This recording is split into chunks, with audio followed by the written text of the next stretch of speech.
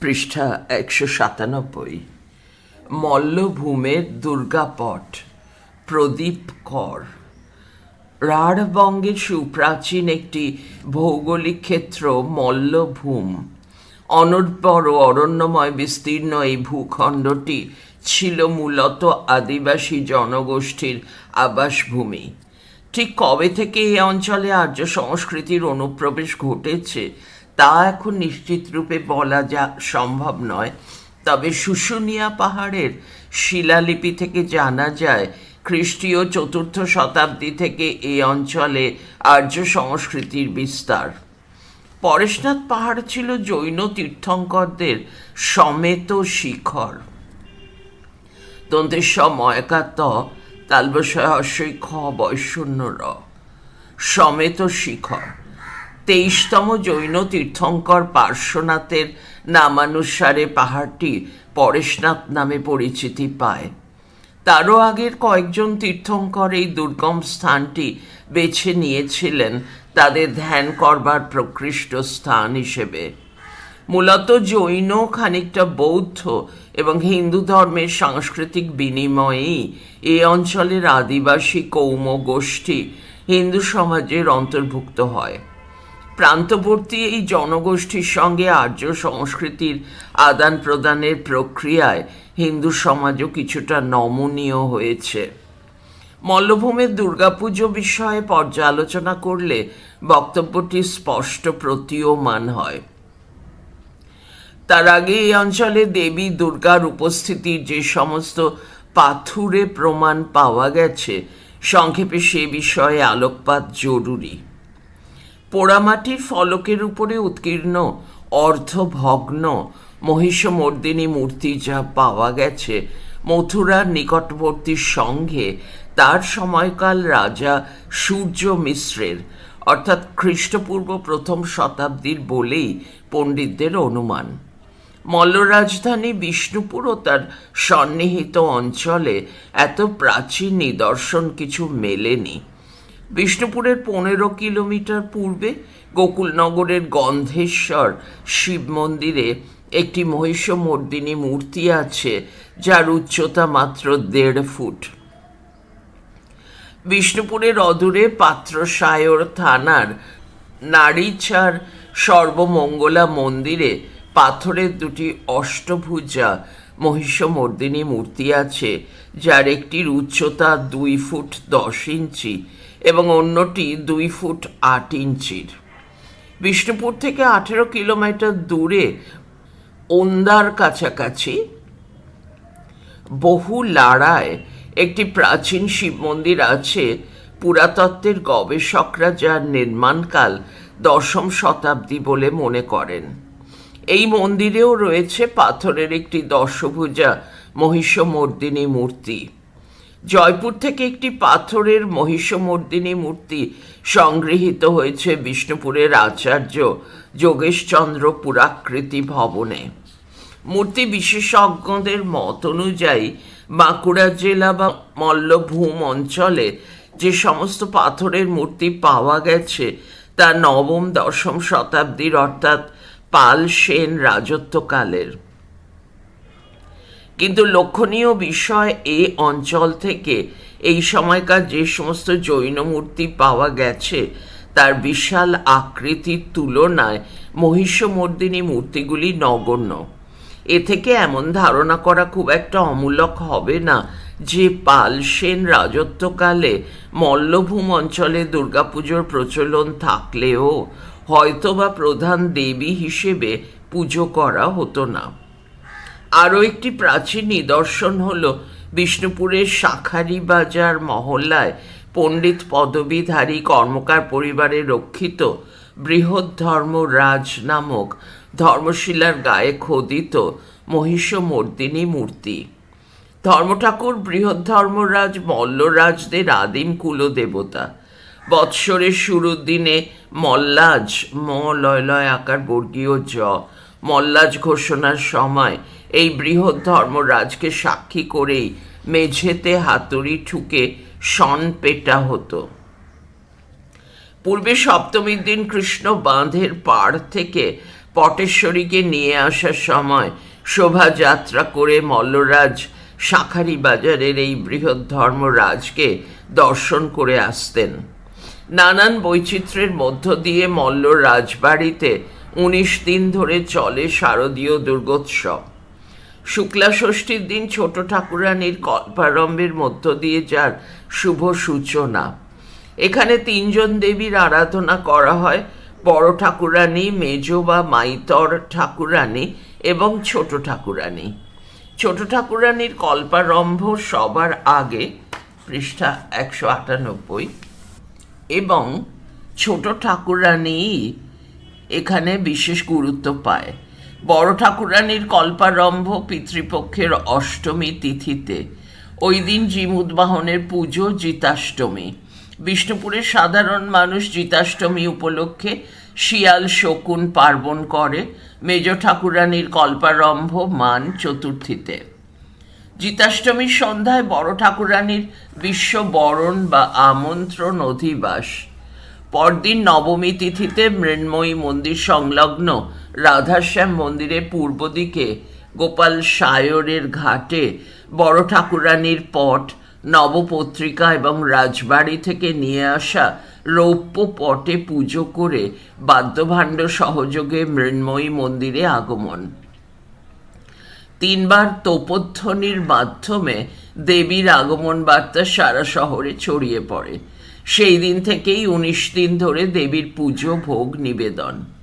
দেবীপক্ষের শুক্লা চতুর্থী তিথিতে, যাকে মান চতুর্থীও বলা যায়, মাত্র একদিনের জন্য মেঝ ঠাকুরানী বা মাইতর ঠাকুরানীর আগমন ও পুজো। রাজপুরোহিত গোপাল সায়র থেকে শুধুমাত্র ঘটে জল ভরে নিয়ে আসেন। এই ঘটকে দেবীর রূপ ঘট বলা হয়। কোনো পট থাকে না এদিন। দেবীর আগমনে তোপধ্বনি হয়। মহাষষ্ঠীর সন্ধ্যের পর রাজবাড়ির পিছনে ক্ষীরকুল তলায় রাজপুরোহিত রাজা ও রানীকে দুর্গা পট দর্শন করান। পট দর্শনের পর মেজ ও ছোট ঠাকুরানীর 2টি পট বেলগাছের তলায় রেখে পুজো, ভোগ নিবেদন ও আরতি। মহাসপ্তমীর সকালে গোপাল সায়রের ঘাটে মেজ ও ছোট ঠাকুরানীর 2টি পট এবং রাজবাড়ি থেকে নিয়ে আসা স্বর্ণপট, বন্ধনী দশভুজা দুর্গার খোদিত মূর্তি নাম পটেশ্বরী, বন্ধনী শেষ, পুজো করে বাদ্যসহ শোভাযাত্রা করে মন্দিরের দক্ষিণমুখী প্রধান ফটক দিয়ে দেবী মন্দিরে প্রবেশ করেন। কোনো এক সময়ে এই শোভাযাত্রা ছিল অসাধারণ জাঁকজমকপূর্ণ। শোনা যায় নবপত্রিকা, দুর্গাপট ও পটেশ্বরীকে রাজবাড়ি থেকে নিয়ে যাওয়া হয় কৃষ্ণ বাঁধের পাড়ে।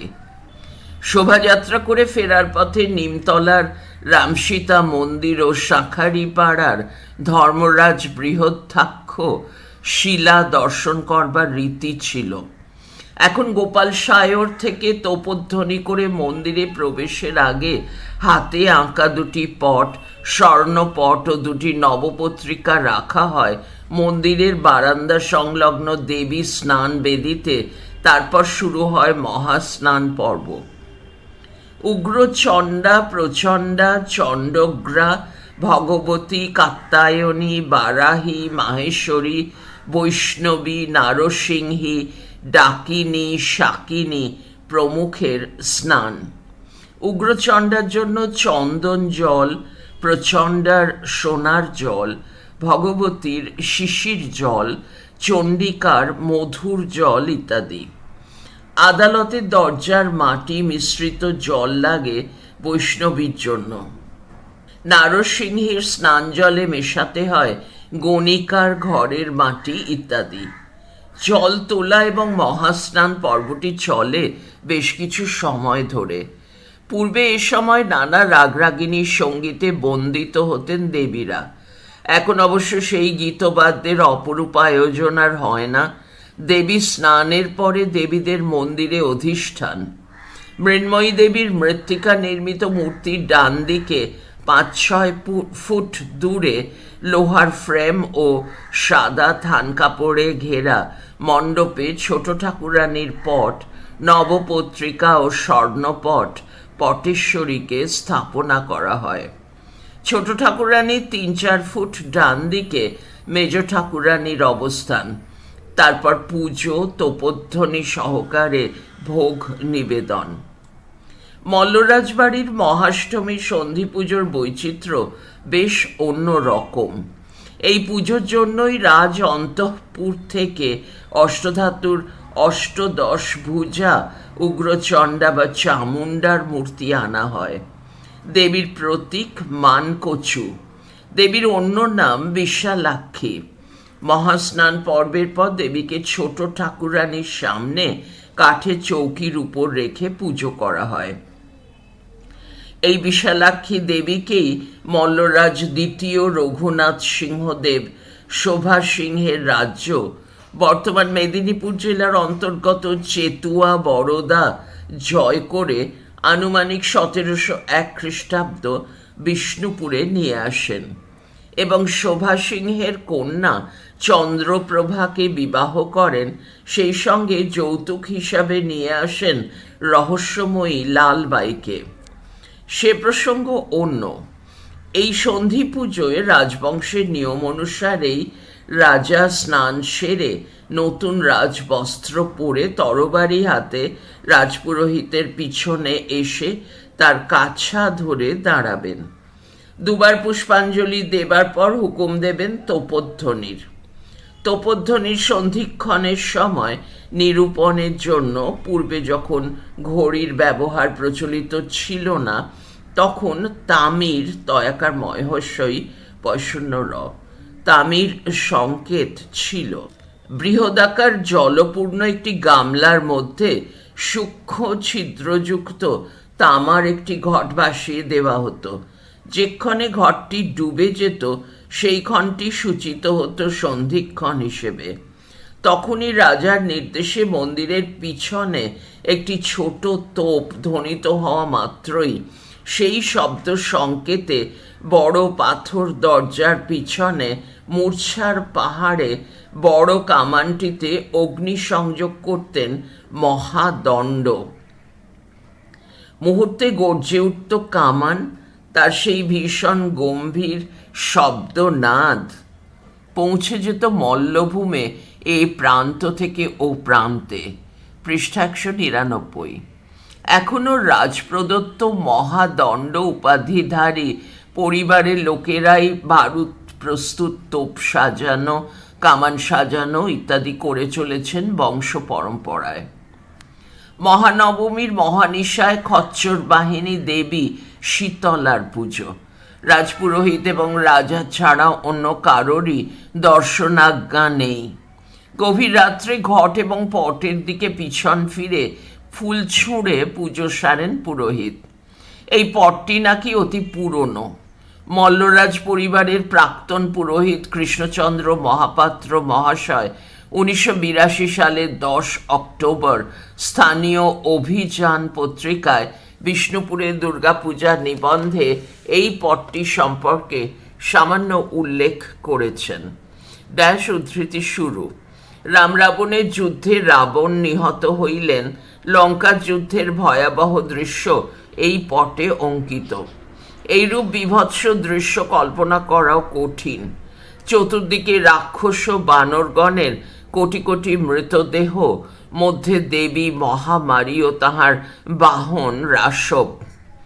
এই দেবী জনসাধারণের নিকট খচ্চর বাহিনী নামে পরিচিতা। মহাযুদ্ধে মহামারী দুষ্ট সংহার রূপিণী রক্ষা স্বরূপা শিষ্টানাং মাতেব হিতকারিণী।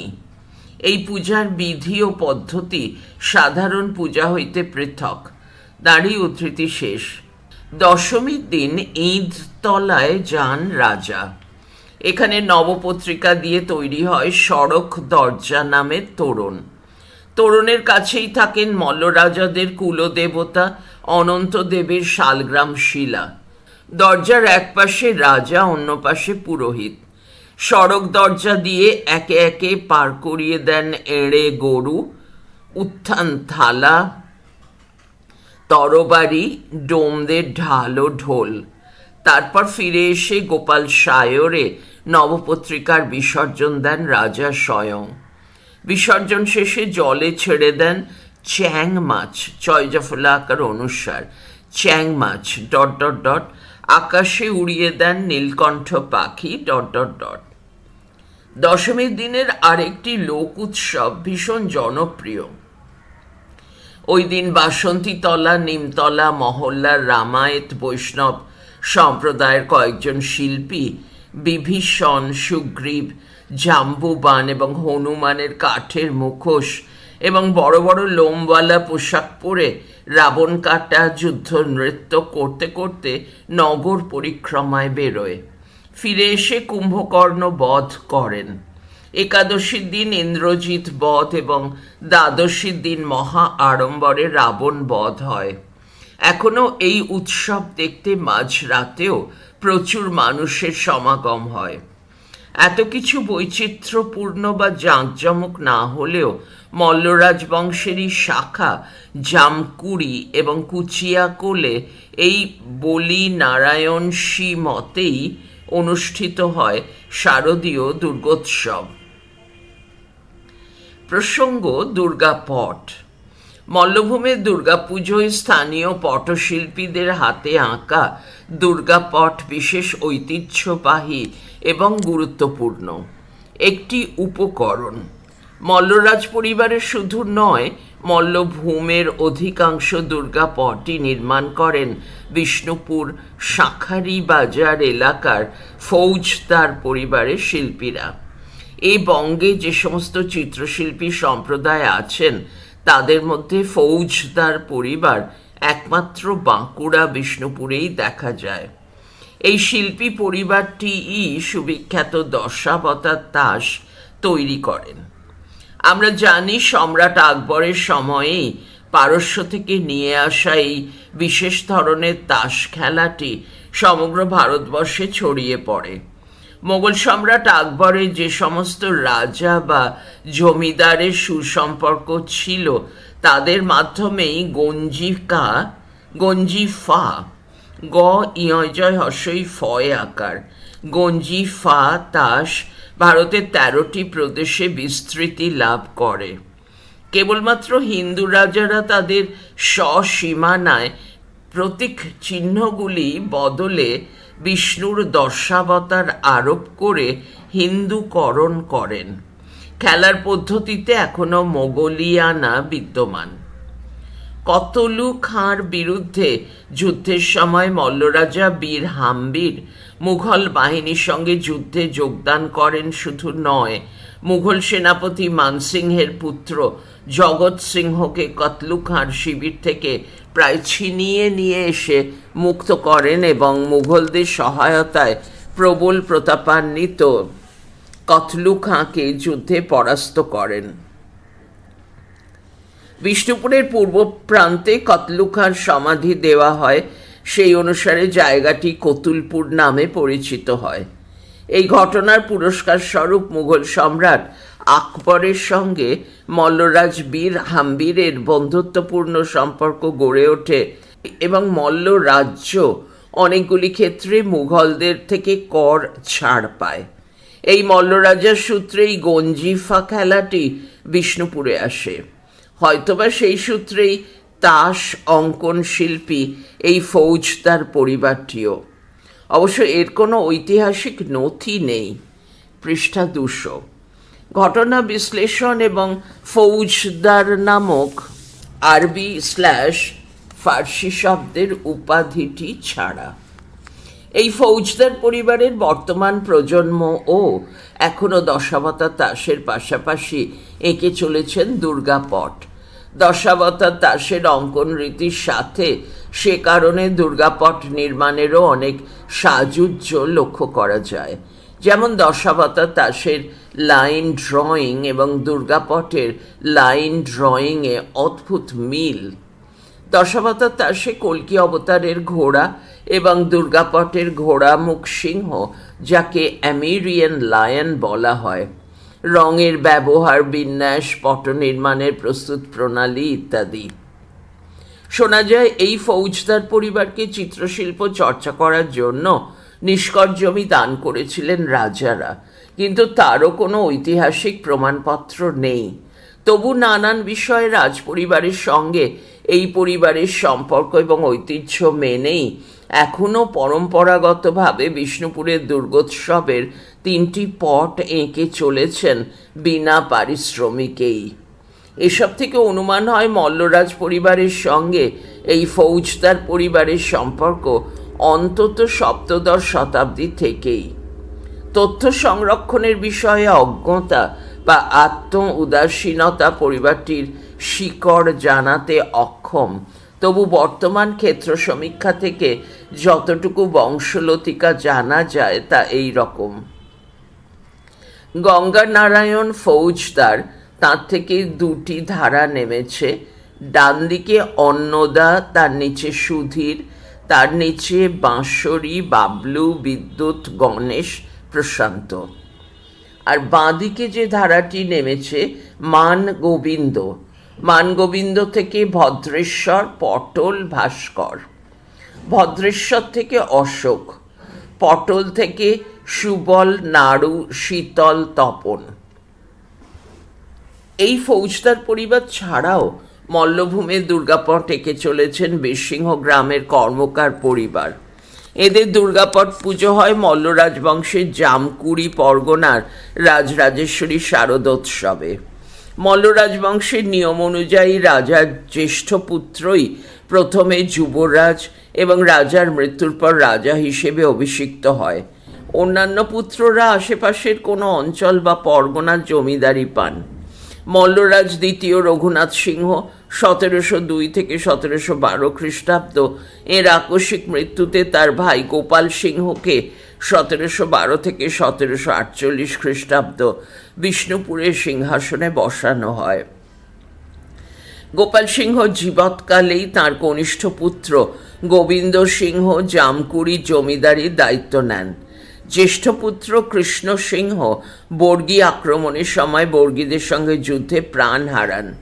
সেই সময় বৃদ্ধ এবং ধর্মোন্মাদ রাজা গোপাল সিংহ কৃষ্ণ সিংহর পুত্র চৈতন্য সিংহকে তাঁর স্থলাভিষিক্ত করেন 1748 খ্রিস্টাব্দে।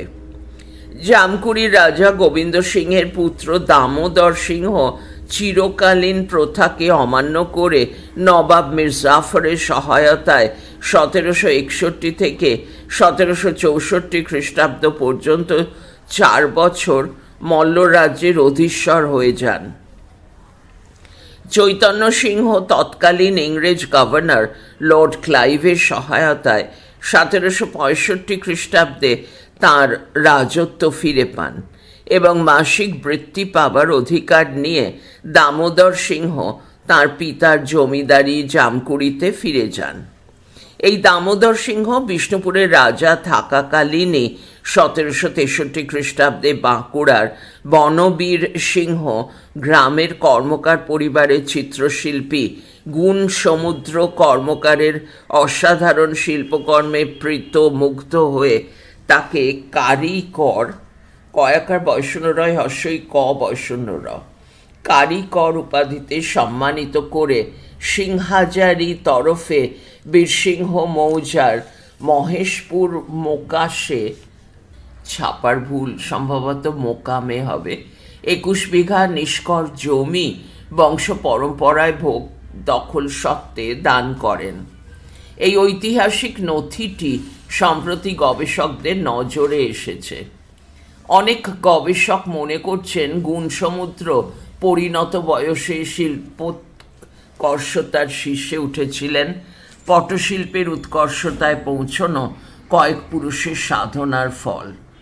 গুণসমুদ্রের পূর্বে 7-8 পুরুষ ধরলে বীর হাম্বিরের সময়কালে পৌঁছনো যায়। আপাত পৃথক দুটি পরিবারের অভিন্নতা ছিল কি কখনো? গুণসমুদ্র কর্মকারের পারিবারিক নথি থেকে পাওয়া বংশপঞ্জিটি। গুণসমুদ্র কর্মকার, তার নিচে ধারা পুত্র নাম অজ্ঞাত, তার নিচে পুত্র নাম অজ্ঞাত, তার নিচে মধুসূদন কর্মকার, মধুসূদনের নিচে রামদয়াল কর্মকার। রামদয়াল থেকে 3টি ধারা নেমেছে। সূর্যনারায়ণ, সূর্যনারায়ণ থেকে কৃষ্ণ রাধানাথ। দ্বিতীয় ধারা দিবাকর, দিবাকর থেকে একদিকে সুবল, নিচে রবি, নিচে ভীম, আর ডান দিকে জগবন্ধু। তৃতীয় ধারাটি কিরিটি, কিরিটির নিচে নিতাই, নিতাইয়ের নিচে গোপাল ও স্ত্রী কৃপাময়ী, তার নিচে অরূপ। এই কর্মকার পরিবারের পুত্রবধূ কৃপাময়ী কর্মকার দুর্গাপট আঁকেন। এদেরই পরিবারে বহু পূর্বে একজন বয়স্ক বিধবা মহিলা পট আঁকতেন, যদিও তার নাম কেউ বলতে পারছেন না। বিষ্ণুপুরের দুর্গাপট। বিষ্ণুপুরের মল্লরাজ পরিবারের দুর্গাপুজোয় ফৌজদার শিল্পীরা যে পট আঁকেন তার উচ্চতা 3 ফুট, চওড়া 2 ফুট। ওপরের 2টি কোণ ছবিহীন। পুরো পটটি আয়তাকারে 6টি ঘরে বিভক্ত। মাঝখানের বড় কক্ষটি মা দুর্গার, ওপরে মুঘল শৈলীতে অর্ধবৃত্তাকার খাঁজকাটা ধনুকাকৃতি খিলার সদৃশ্য নকশা। মনে হবে কোনো প্রবেশ তোরণের উপরে গোলাপি রঙের কাপড় ভাঁজ করে সাজানো। ভাঁজ বোঝানোর জন্য কালো রঙের ঢেউ খেলানো দাগ। কাপড়টির গায়ে অসংখ্য সাদা ফুল ফুটে আছে। এখানকার পটচিত্রগুলি মূলত দ্বিমাত্রিক। আলো ছায়া নির্ভর ত্রিমাত্রিক চিত্রশৈলী সম্পূর্ণভাবে অনুপস্থিত। দশভুজার মুখ ডান দিকে ফেরানো, ঈষৎ ওপরে ওঠানো। মুখটির অর্ধাংশ বাঁ চোখ আঁকা দেখা যায়। ডান দিক আঁকা নেই, মাথায় মুকুট, বুকের কাছে ভাঁজ করা ডান হাতে তরবারি, একইভাবে ভাঁজ করা বাঁ হাতে ঢাল। ওপরে ডান হাতে ত্রিশূলের প্রান্তভাগ ধরা, যে ত্রিশূল দিয়ে মহিষাসুরকে বধ করেছেন দেবী। বাকি সবকটি হাতই সম্পূর্ণ প্রসারিত, অস্ত্রধারিণী। হলুদ পাড় লাল শাড়ির গায়ে অসংখ্য ছোট ছোট সাদা ফুল। কাপড়ের ভাঁজ বোঝাতে কালো রঙের রেখা আঁকা। ডান পাটি সিংহের পিঠের মাঝখানে আসনের উপর, বাঁ পা মহিষাসুরের কোমরে। খোলা চুল। পৃষ্ঠা 202। গায়ের রং হলুদ কমলার মিশ্রণ, হাতের তালু লাল, বাহন সিংহটি কেশরযুক্ত সাদা রঙের, মহিষাসুর সবুজ রঙের। মাথায় ঢেউ খেলানো কালো বাবরি চুল, মোটা গোঁফ। মহিষাসুরেরও মুখের বাঁ দিকটিই চিত্রিত। বাগছাল পরা পা দুটি অনুপস্থিত। মনে হবে স্কন্দ কাটার পরই সেইমাত্র মহিষের পেট থেকে বেরিয়েছে। মহিষাসুরের ডান হাতে তরবারি, বাঁ হাতে ঢাল, গলায় রুদ্রাক্ষের মালা। মহিষের মাথা কাটা অবস্থায় মুখ নিচের দিকে করে পড়ে আছে, বাঁকা শিং দুটি ওপরের দিকে। 2টি কান দুপাশে প্রসারিত। এই প্রধান কক্ষটির জমির রং আকাশী। ওপরের কক্ষটি মহাদেবের। কক্ষের জমিন দুর্গার কক্ষের মতোই আকাশী। বসে থাকা ষাঁড়ের ওপর বাঁ পা ভাঁজ করে ডান পা ঝুলিয়ে বসে আছেন। জটাধারী চুলগুলি খোলা, কোমরে বাগছাল, গলায় উত্তরীয়। এক হাতে ডম্বরু, অন্য হাতে শিঙা। শিব ও ষাঁড়ের মুখের বাঁ দিকটি আঁকা, যেন মনে হবে অল্প ওপরে গলা তুলে ডান দিকে তাকিয়ে রয়েছেন। দুপাশে নন্দী এবং ভৃঙ্গি দাঁড়িয়ে, দুজনের মুখই শিবের দিকে ফেরানো। ওপরের মহাদেবের আয়তাকার কক্ষটির দুপাশেই ত্রিকোণাকৃতি 2টি কক্ষই চিত্রবিহীন। আকাশী জমির ওপর সাদা রঙের ফোঁটা ফোঁটা ছাপ। দুর্গার ডান দিকের ওপরের কক্ষে লক্ষ্মী, পদ্মফুলের ওপর বাঁ পা ভাঁজ করে ডান দিকের পায়ের পাশে রেখে দাঁড়িয়ে। খোলা চুল, 2 হাতেই পদ্মফুল, হলুদ পাড় লাল শাড়ি, মায়ের দিকে মুখ ফেরানো, অর্থাৎ মুখের ডান দিকটিই আঁকা। কক্ষের জমি সবুজ। দুর্গার বাঁ দিকের কক্ষটি সরস্বতীর। বীণা 2 হাতে ধরে ডান পা ভাঁজ করে বাঁ পায়ের পাশে রেখে পদ্মফুলের ওপর দাঁড়িয়ে। সাদা পাড় নীল শাড়িতে অসংখ্য ফুটকি ফুটকি দাগ, খোলা চুল, কক্ষের জমির রং সবুজ। লক্ষণীয় লক্ষ্মী এবং সরস্বতী উভয়েরই বাহন অনুপস্থিত। বাহনবিহীন বলে এই দুই নারীকে দুর্গার সহচরী জয়া ও বিজয়া বলে ভ্রম হতে পারে। হালামলের দুর্গা পরিবারে অবশ্য কার্তিক গণেশের অবস্থান লক্ষ্মী সরস্বতীর ওপরে, কিন্তু মৃন্ময়ী মন্দির সহ অনেক পুরনো পারিবারিক পুজোর দুর্গা মেড়, ময়কার ডয়শূন্য দুর্গা মেড়ই এই রকম।